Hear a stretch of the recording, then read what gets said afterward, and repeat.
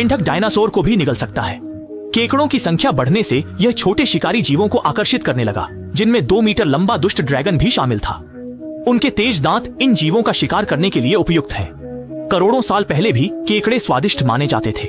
हालांकि उनके पास सख्त खोल होता है, लेकिन शरीर का प्रोटीन डायनासोर को आकर्षित करता है। दुष्ट ड्रैगन ने बच्चों को प्रशिक्षित करने के लिए 3 बच्चों को लाया, लेकिन वे केवल 20 सेंटीमीटर के थे, जिससे बड़े केकड़ों का शिकार करने की हिम्मत नहीं कर सके।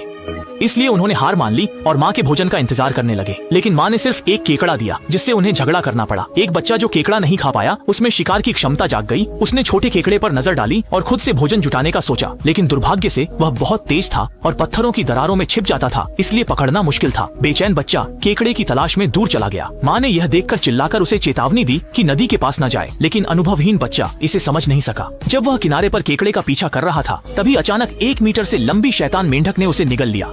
उसने बच्चे को निगल लिया। विशाल मेंढक को देखकर दुष्ट ड्रैगन की माँ असहाय महसूस कर रही थी, क्योंकि वह नहीं जानती थी कि राक्षस मेंढक से कैसे निपटे। अंततः उसे गायब होते देखना पड़ा। अगर उसका दूर का रिश्तेदार वहाँ होता तो बात अलग होती। यह एक विशाल जीव है जिसे प्राचीन जौ ड्रैगन कहा जाता है, जिसकी लंबाई लगभग 9 मीटर होती है और उच्च शिकार कौशल के साथ वह एशिया के जंगल का शीर्ष शिकारी बन गया है। इस समय वह एक समूह को देख रहा है, क्योंकि यह शिकार बहुत सतर्क होता है। इसलिए पूर्वजाऊ ड्रैगन को धीरे से पास आना पड़ा। अच्छी बात थी कि यहाँ की घनी वनस्पति ने उसे छुपने का मौका दिया, जिससे सामने वाले को खतरे का आभास नहीं हुआ। लेकिन जैसे ही उसने हमला किया, सामने वाला चौंक गया। ग्वांडाओ ड्रैगन ने अपनी छोटी कदकाठी का फायदा उठाकर तुरंत भागने में सफलता पाई और पूर्वजाऊ ड्रैगन का शिकार विफल हो गया। उसने समझा कि उसकी आवाज से सामने वाला जाग गया था, इसलिए तूफानी मौसम में उसने फिर से ग्वांडाओ ड्रैगन का शिकार शुरू किया। तेज हवा में पत्तियां सरसराहट कर रही थीं और गिरी पत्तियों ने भी शिकार का ध्यान खींचा। इसलिए जब पूर्वजाऊ ड्रैगन ने शिकार पर हमला किया, तो वह 100 पाउंड से अधिक वजन वाले ग्वांडाओ ड्रैगन को मारने में सफल रहा। सर्दियों का सामना करने के लिए वे जितना संभव हो उतना भोजन इकट्ठा करेंगे।